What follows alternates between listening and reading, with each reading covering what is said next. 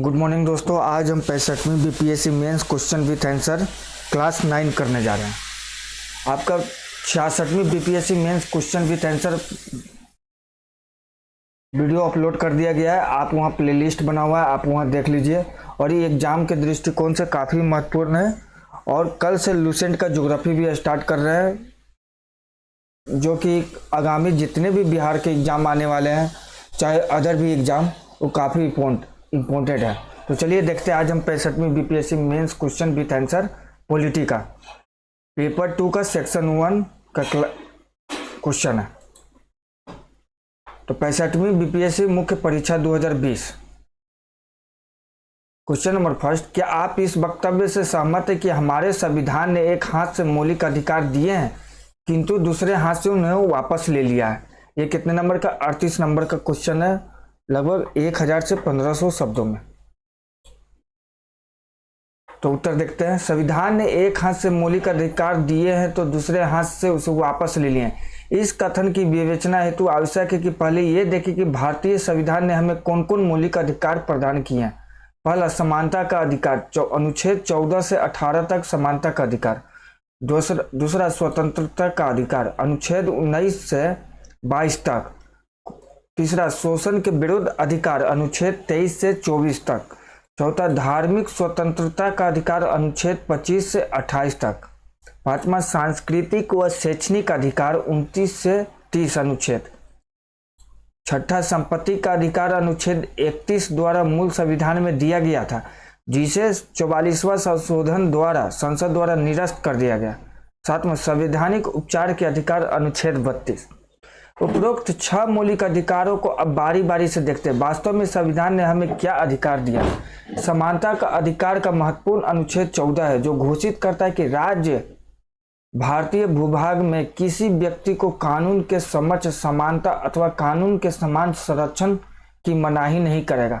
साथ ही अनुच्छेद 361 राष्ट्रपति और राज्यपाल को देश के सामान्य न्यायिक प्रक्रिया से उन्मुक्त करता है।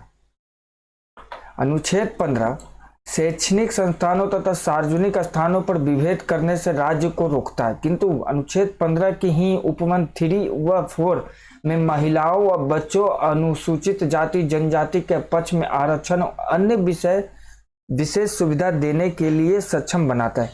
यही हाल में मोटे तौर पर अनुच्छेद 16 का भी है, जो सरकारी नौकरी में विभेद से बचने का अधिकार देता है। अनुच्छेद 17 बिना किसी अपवाद के हुए छूट को खत्म करने की घोषणा करता है, जबकि अनुच्छेद 18 नागरिकों के बीच समानता करने हेतु उपाधियों का अंत करता है, परंतु शैक्षणिक और सैन्य उपाधि धारण करने से भी नहीं रोकता। इस प्रकार कहा जा सकता है कि समानता का जो मौलिक अधिकार दिया गया पूर्ण नहीं है, वो सशस्त्र दिया गया, जो भारत जैसे विशाल देश की विविधता और विषमता को देखते हुए उचित भी है।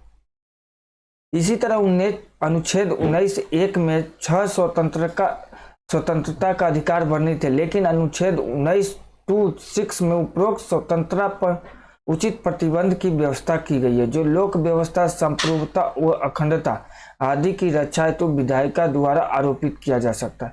इस संबंध में यह कहना अनुचित नहीं होगा कि एक सभ्य समाज में पूर्ण व निरपेक्ष स्वतंत्रता संभव नहीं है, अतः प्रतिबंध उचित ही प्राकल्पित है। अनुच्छेद 20 आपराधिक मामलों में राज्य के निरंकुश सत्ता से अभियुक्त को सुरक्षा प्रदान करता है और यह सुरक्षा पूर्ण है, किंतु न्यायिक विवेचन द्वारा व्यवहार में इसके अनेक अपवाद उभर गए हैं। अनुच्छेद 21 में निरपेक्ष शब्दों में जीवन और व्यक्तिगत सुरक्षा की गारंटी देता है। हाँ, अनुच्छेद 22 में दिए गए निवारक निरोध नियम उपरोक्त व्यक्तिगत स्वतंत्रता के अधिकार पर अंकुश अवश्य लगाता है, लेकिन साथ में इसके दुरुपयोग से बचाव की व्यवस्था भी करता है। राष्ट्रीय हित में इस उपबंध को भी जायज ही माना जाएगा। अनुच्छेद 23 व 24 के शोषण के विरुद्ध अधिकार देता है, लेकिन यह भी निरपेक्ष नहीं है, बल्कि सशस्त्र दिया गया। राज्य जन उद्देश्य हेतु अनिवार्य सेवा ले सकता है। इन अपवादों को भी राष्ट्रीय हित में आवश्यक माना जाना चाहिए। इसी तरह धार्मिक व सांस्कृतिक स्वतंत्रता का अधिकार भी सशस्त्र दिया गया। अनुच्छेद 32 में बिना किसी शर्त के संवैधानिक उपचार का अधिकार दिया गया है, जिसे अंबेडकर जी ने संविधान की आत्मा बताया था, लेकिन व्यवहार में इसका भी अनुच्छरण हो गया। क्योंकि सुप्रीम कोर्ट वादी को पहले अनुच्छेद 226 के तहत हाईकोर्ट जाने के लिए कहता है और फिर अनुच्छेद 136 के तहत अपने पास अपील में आने के लिए कहता है। इस तरह यह कहना उचित नहीं होगा कि संविधान ने एक हाथ से हमें मौलिक अधिकार दिए हैं तो दूसरे हाथ से वापस ले लिया है। हाँ, यह आवश्यक है कि दूसरे हाथ से उसने अधिकारों के उपयोग पर कुछ सीमाएं और अंकुश लगाया है जो राष्ट्रहित, लोक व्यवस्था आदि के मद्देनजर सभ्य समाज के लिए आवश्यक ही।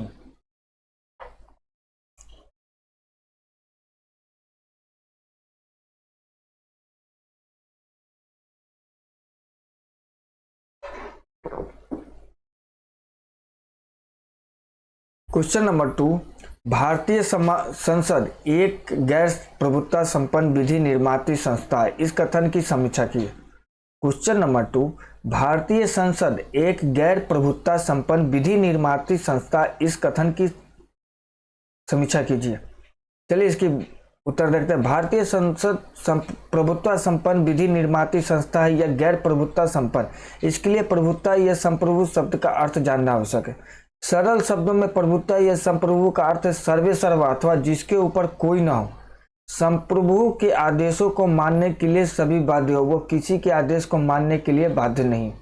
विश्व में ब्रिटेन का संसद संप्रभु है क्योंकि इसके बनाए कानून कोई भी संस्था निरस्त नहीं कर सकती, लेकिन भारत में संसद के बनाए कानूनों का न्यायपूर्ण विलोकन होता है और कोर्ट उसके बनाए कानून को निरस्त भी करता है। जैसे मिनर्वा मिल केस में अनुच्छेद 368 में किए गए संशोधनों को निरस्त किया गया था जो न्यायपूर्ण विलोकन को अधिकार को खत्म कर रहा था।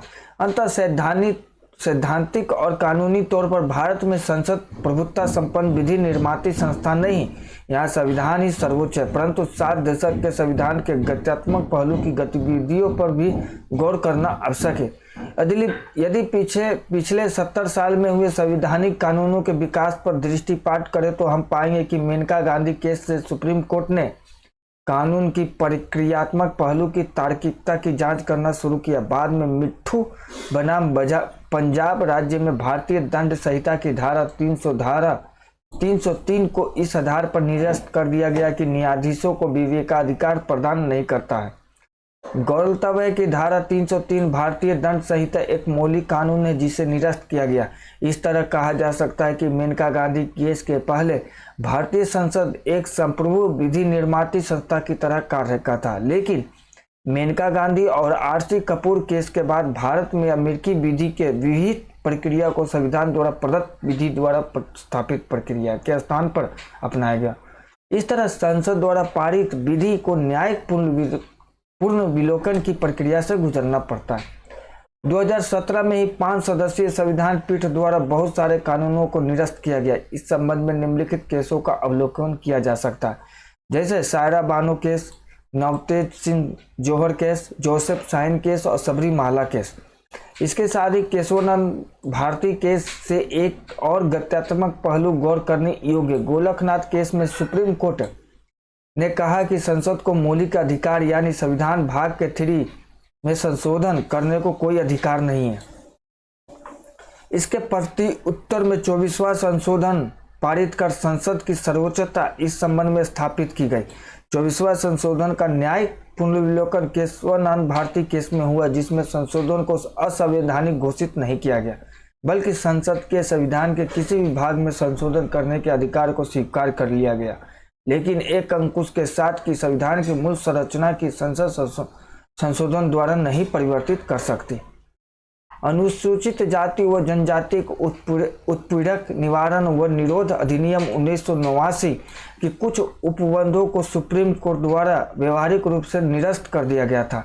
बाद में संसद ने सुप्रीम कोर्ट के इस फैसलों को संशोधन द्वारा निष्प्रभावी कर दिया। तत्पश्चात इस संशोधन को चुनौती देगी, लेकिन सुप्रीम कोर्ट ने संसद द्वारा किए गए संशोधन को वैध ठहराया और पुरानी व्यवस्था को इस संबंध में स्वीकार किया, लेकिन इस पर भी यदा-कदा सुप्रीम कोर्ट के कान खड़े होते रहे हैं। इसी तरह इंदिरा साहनी केस में अनुसूचित जाति व जनजाति के प्रोन्नति में आरक्षण को अवैध ठहराया गया। संसद ने 50वां संशोधन द्वारा अनुच्छेद 16(4) को जोड़कर इसे वैध बना दिया। एम नागराज केस ने सुप्रीम कोर्ट ने भी कुछ सीमा के साथ इस संशोधन को स्वीकार कर ली।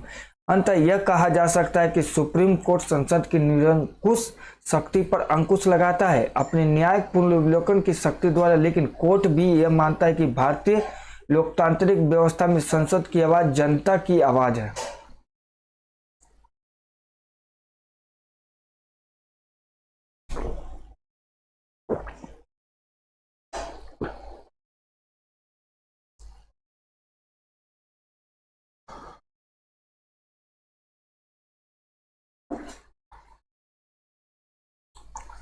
क्वेश्चन नंबर 3, भारतीय राजनीतिक दलीय व्यवस्था राष्ट्रोन्मुखी न होकर व्यक्ति उन्मुखी है, इस तथ्य को बिहार राज्य के परिप्रेक्ष्य में स्पष्ट कीजिए। क्वेश्चन नंबर 3, भारतीय राजनीतिक दलीय व्यवस्था राष्ट्रोन्मुखी न होकर व्यक्ति उन्मुखी है, इस तथ्य को बिहार राज्य के परिप्रेक्ष्य में स्पष्ट कीजिए।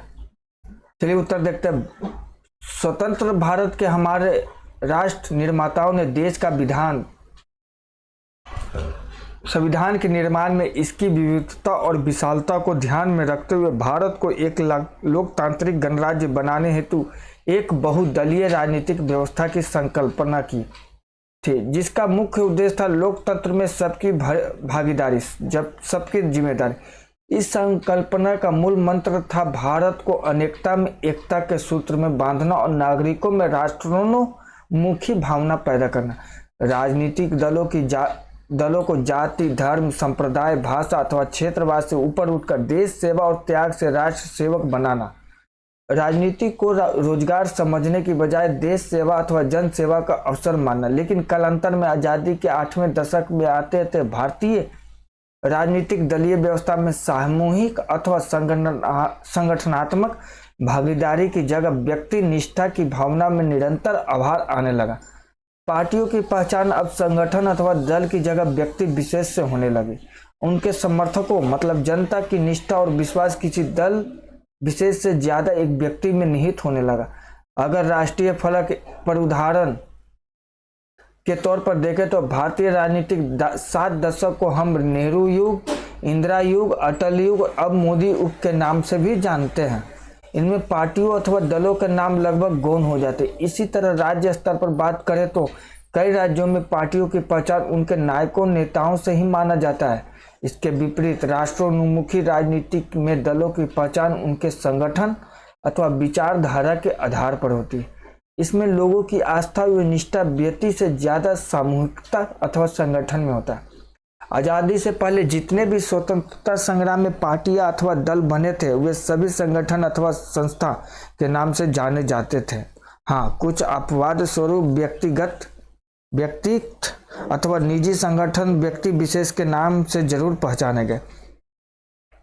इधर कुछ दशकों की राजनीति की बात करें तो देश में केंद्र सरकार हो या कोई राज्य सरकार, इन दोनों स्तरों की सरकारों में व्यक्ति हस्तक्षेप आज कहीं ज्यादा मौजूद है।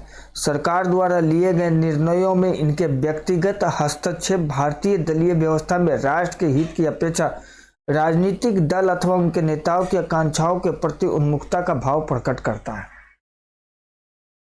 अगर वर्तमान संदर्भ में बिहार विशेष की बात करें तो भाजपा की पहचान नरेंद्र मोदी से है, तो राजद की पहचान लालू यादव से, तो जेडीयू की पहचान नीतीश कुमार से, लोजपा की पहचान रामविलास पासवान से, तो हम पार्टी की पहचान जीतन राम मांझी से। इस प्रकार 2020 का बिहार विधानसभा चुनाव भी सभी दलों ने व्यक्ति विशेष के नाम पर ही लड़े थे। निष्कर्षतः आजादी के बाद के 7 दशकों के अध्ययन स्वरूप हम पाते हैं कि भारत में केंद्रीय तथा राज्य स्तर पर सत्ताधारी सरकारों का उद्देश्य राष्ट्रोन्मुखीता से अधिक येन केन प्राकीर्णा अपने राजनीतिक दल को अधिक संगठित करने का होता है और उनकी पार्टी की पहचान किसी खास नेता की धुरी के इर्द गिर्द ही घूमती रहती है। टू रिमेंबर प्रश्नोत्तर में आए महत्वपूर्ण संदर्भों को स्मरण में रखें। व्यक्तिगत पहचान वाले कुछ दलों के नाम स्मरण में रखें।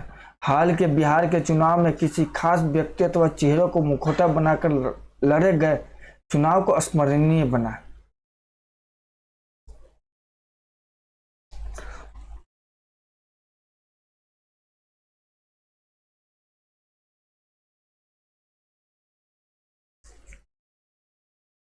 क्वेश्चन नंबर 4, ई शासन से आप क्या समझते हैं? ई शासन को लागू करने में बिहार की स्थिति का वर्णन कीजिए।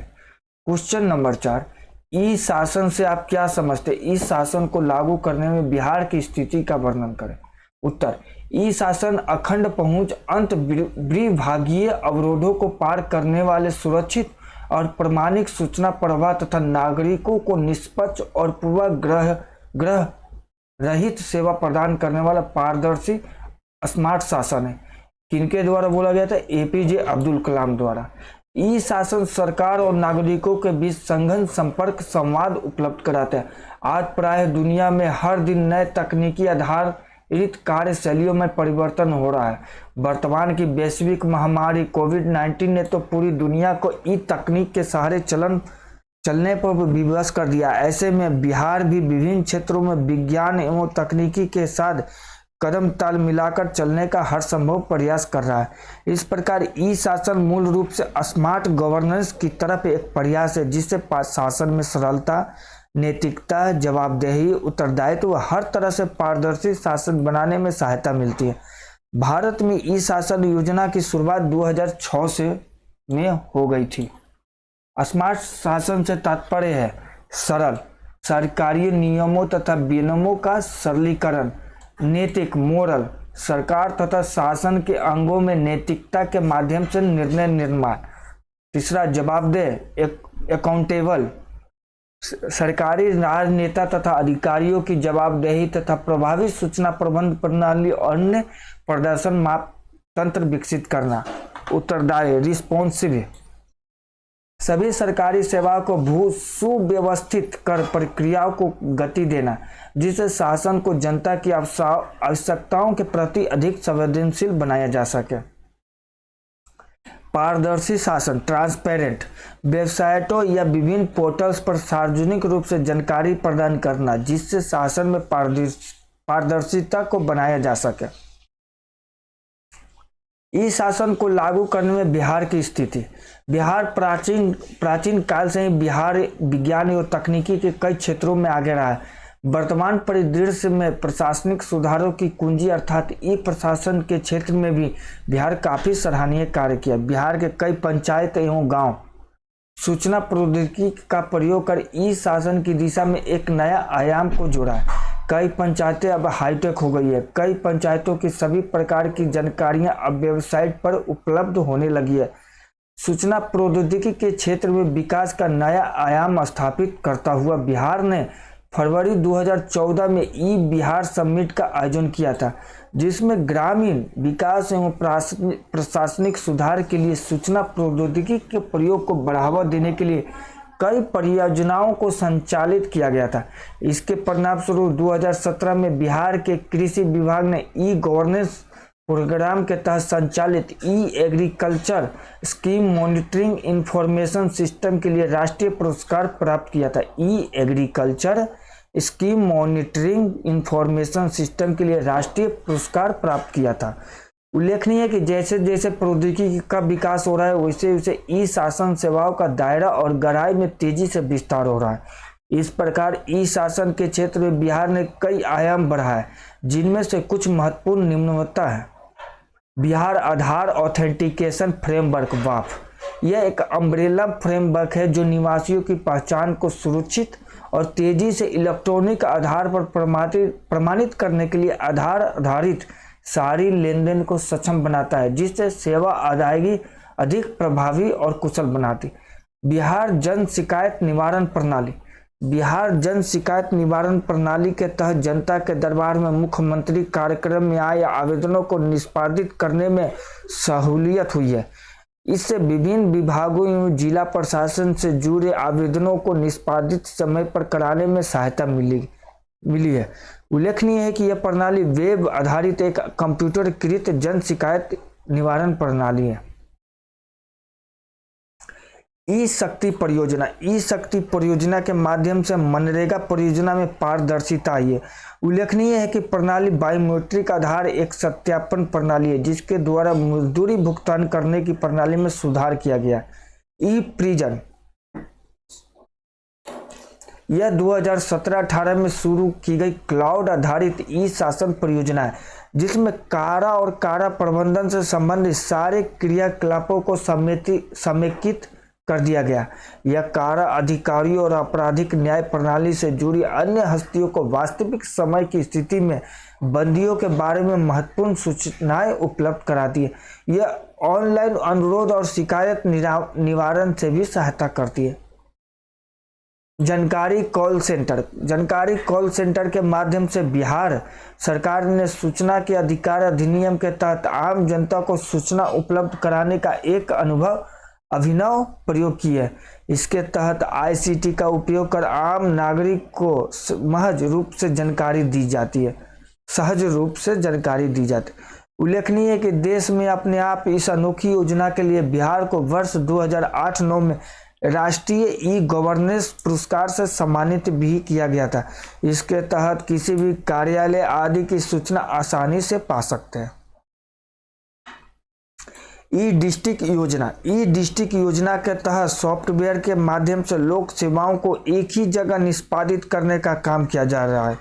उल्लेखनीय है कि यह योजना केंद्र सरकार द्वारा पहले पायलट परियोजना के रूप में राज्य के 4 जिलों गया, औरंगाबाद, मधुबनी और नवादा में लागू किया गया, जिसे सफलतापूर्वक संचालित किया जा रहा है। इस योजना को पूरे राज्य में लागू हो जाने से लोग कागज के इस्तेमाल किए बिना अर्थात इंटरनेट के माध्यम से अपनी समस्याओं से संबंधित आवेदन दे सकेंगे तथा प्रशासन भी इंटरनेट के माध्यम से मंजूरी प्रदान उस पर कार्रवाई करेगी। बिहार के कई गांव ई गांव बनने की राह पर है। बिहार का पहला ई ग्राम का दर्जा नवादा जिले के नरहट प्रखंड के खनवा गांव को मिला है। यह बिहार के प्रथम मुख्यमंत्री श्री कृष्ण सिंह का गांव है। यहाँ के सभी लोग सूचना एवं संचार प्रौद्योगिकी का भरपूर लाभ उठा रहे हैं। इस गांव की हर गतिविधि गांव के वेबसाइट पर उपलब्ध है, जब चाहे देख सकते हैं। इस तरह खनवा गांव वर्तमान में विश्व से जुड़ गया है और वहाँ के सभी लोग ग्लोबल हो गए। बिहार लोक सेवा के अधिकार के तहत 15 से अधिक सेवाओं को शामिल कर निष्पादन का समय निश्चित किया गया है। इसके जरिए आम नागरिकों को एकल खिड़की के माध्यम से कई सेवाओं को लाभ प्रदान किया जा रहा है। यह प्रशासनिक सुधार एवं पारदर्शिता का एक उत्तम माध्यम बनकर लोगों के बीच चर्चित है। वेट मैनेजमेंट इंफॉर्मेशन सिस्टम सुविधा के तहत weight management information system software का प्रयोग कर व्यवसाय को ऑनलाइन सेवा प्रदान किया जा रहा है। इसके तहत तत्काल रोड परमिट, ई रिटर्न एवं ई भुगतान आदि का ऑनलाइन सेवा प्रदान किया जा रहा है। Bihar state wide area network अर्थात बिस्वान से सभी 38 जिलों एवं 495 प्रखंडों को जोड़ा गया है। इसके तहत DHQ एवं BHQ स्तर के सभी सरकारी कार्यालयों में वॉइस, वीडियो एवं डाटा के आदान प्रदान करने हेतु नेटवर्क कनेक्टिविटी किया गया है। इसमें 49 वाणिज्यिक कर कार्यालय एवं 5 चेक पोस्ट को भी कनेक्ट किया गया है। इस प्रकार बिस्वान के कारण राज्य मुख्यालय, जिला एवं प्रखंड मुख्यालय आपस में जुड़ गए, जिससे प्रशासनिक कार्य में आसानी हो गई। इससे वीडियो कॉन्फ्रेंसिंग के द्वारा आपस में विभिन्न प्रकार की जानकारियां हासिल की जा रही है। ई प्रोक्यूरमेंट के तहत ऑनलाइन निविदा किए जा रहे हैं, जिससे निविदा प्रक्रिया में पूर्ण पारदर्शिता आई है। उल्लेखनीय है कि 25 लाख से ऊपर के राज्य सरकार की सभी निविदाओं के लिए ई प्रोक्यूरमेंट प्रक्रिया अनिवार्य बना दिया है। इससे संवेदकों को निविदा भरने में काफी आसानी हो गई है।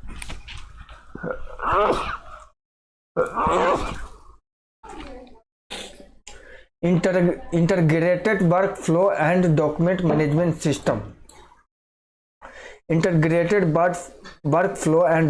मैनेजमेंट सिस्टम स्वचालित कार्यालय प्रबंधन का एक सिस्टम है।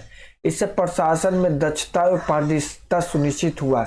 इस प्रणाली के लागू हो जाने से मुकदमा दायर होने के कुछ ही घंटों के अंदर इस स्वचालित प्रणाली के द्वारा सभी संबंधित विभाग एवं प्रशासन को याचिका की स्कैन प्रतिलिपि ऑनलाइन उपलब्ध हो जाती।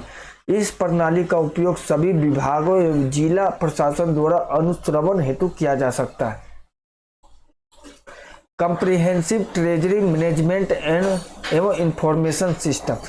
Comprehensive treasury management and information system ऐसा एकीकृत सॉफ्टवेयर है जिसके माध्यम से ऑनलाइन बजटिंग, आवंटन एवं खर्च का ऑनलाइन अनुश्रवण किया जाता है। इस सॉफ्टवेयर के द्वारा सभी 71 कोषागारों एवं 59 फैसिलिटेशन सेंटरों का जोड़ा गया। State service delivery gateway. State service delivery gateway के द्वारा राज्य के 8 सेवाओं को ऑनलाइन किया गया। इसके द्वारा राज्य के सभी प्रकार के गवर्नमेंट टू सिटीजन एवं गवर्नमेंट टू बिजनेस सेवाओं के पेमेंट, एसएस एवं ईमेल जैसे एसएमएस एवं ईमेल जैसे सेवा प्रदान किया जाता है। इस तरह बिहार में नेटवर्क युक्त समाज के निर्माण हो रहा है। सरकार और आम नागरिकों के बीच परस्पर वार्तालाप के एवं संचार के लिए एक मंच तैयार किया गया। इससे निर्णय करने की प्रक्रिया में नागरिकों का योगदान बढ़ा है। सरकार में लोगों का विश्वास बढ़ा और शासन एवं शासित के बीच संबंध प्रगाढ़ हुए। अतः ई प्रशासन नौकरशाही की अकर्मण्यवादी प्रवृत्तियों को रोकने तथा सरकार की व्यवस्था को आम नागरिकों तक पहुंचाने में अहम भूमिका निभा रही है, लेकिन सरकार को इसके लिए कदम उठाने होंगे। सारथी एवं वाहन सॉफ्टवेयर। सारथी एवं वाहन सॉफ्टवेयर के माध्यम से वाहनों का ई रजिस्ट्रेशन कराना, टैक्स जमा करना तथा अनुज्ञप्ति बनवाना आसान हो गया है। इसके कारण अब जिला परिवहन कार्यालयों में लंबी कतारों में इंतजार नहीं कर पड़ता। स्मार्ट कार्ड युक्त लाइसेंस बहुत ही कम समय में पर्याप्त हो जा रहा है। आवास सॉफ्टवेयर। इसके अलावा इंदिरा आवास योजना का अनुश्रवण के लिए केंद्र सरकार द्वारा विकसित आवास सॉफ्टवेयर को राज्य के सभी जिलों में लागू किया गया। इसके तहत अब तक के लाभार्थी की विवरणी की प्रविष्टि कराई जा रही है। प्रिया सॉफ्ट के माध्यम से पंचायती राज संस्थाओं के द्वारा क्रियान्वित योजनाओं एवं लेखा की भी प्रविष्टि कराई जा रही। ई पंचायत एवं ई ग्राम। बिहार के कई पंचायत एवं गांव सूचना प्रौद्योगिकी का प्रयोग कर ई प्रशासन की दिशा में एक नया आयाम को जोड़ा। कई पंचायतें अब हाईटेक हो गई है। कई मुखिया जो पहले कंप्यूटर का माउस तक नहीं पकड़ते थे, अब धड़ल्ले से इंटरनेट का उपयोग कर रहे हैं। कई पंचायतों को की सभी प्रकार की जानकारियां वेबसाइट पर उपलब्ध है। देश में पहली बार महिलाओं को पंचायती राज संस्थाओं में 50% आरक्षण देने वाला बिहार ई पंचायत एवं ई ग्राम के द्वारा ई शासन को बढ़ावा देने में भी आगे रहा है। कई पंचायतों के अपने वेबसाइट एवं पोर्टल।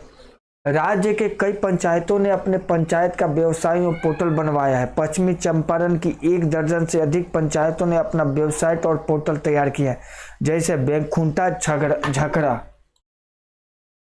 जगदीशपुर, शिवराजपुर आदि। इन पंचायत के वेबसाइट पर लॉगिन करते ही सभी प्रकार की सूचनाएं, चाहे वहां का इतिहास हो, भूगोल हो या आर्थिक विकास हो, आसानी से मिल जा रही है। मुखिया से बात करने के लिए लोगों को फोन या मोबाइल का सहारा लेने की आवश्यकता नहीं है। वे इंटरनेट के जरिए अपना सुझाव और अपनी शिकायत उन्हें भेज सकते हैं। ई शासन के अन्य उपाय। इस प्रकार राज्य में सूचना प्रौद्योगिकी के प्रयोग से नई नई परियोजनाओं को लागू कर सरकार ने ई प्रशासन को बढ़ावा देने का काम किया है, जिससे आम नागरिकों को काफी सहूलियत हुई है। प्रशासनिक एवं योजनागत लाभ में कमी आई है। कार्य क्षमता में बढ़ोतरी हुई है। व्यापार जगत और ग्राहकों को गुणवत्तापूर्ण सेवा का लाभ मिल रहा है। योजनाओं एवं सेवाओं में पारदर्शिता आई है। भ्रष्टाचार विरोधी आवाज तेज हुई है। प्रशासन एवं आम जनता दोनों में जवाबदेही आई है। अतः हम कह सकते हैं कि 21वीं सदी में ई शासन हमारे संविधान के उद्देश्यों जैसे स्वतंत्रता, समानता, जवाबदेही, न्याय आदि को सुनिश्चित करने में एक मील का पत्थर साबित हो रहा है तथा साथ सरकार को नागरिकों के प्रति जवाबदेही बनाकर भारतीय लोकतंत्र को मजबूत कर रहा है तथा वैश्विक आकांक्षाओं जैसे सतत विकास लक्ष्यों की पूर्ति में भी सहायक बन रहा है। तो दोस्तों, इसी के साथ 65वीं बीपीएससी मुख्य परीक्षा का क्वेश्चन विद आंसर पेपर 2 का सेक्शन 1 का पॉलिटी का करा दिया गया है। आप इसको देखिए और चैनल को ज़्यादा से ज़्यादा शेयर करिए, सब्सक्राइब करिए। और एग्ज़ाम के दृष्टिकोण से काफ़ी महत्वपूर्ण है और रिवीजन के टाइप पे पढ़ाया गया है और स्पीड तरीके से। तो एक बार देखिए। Okay, thank you.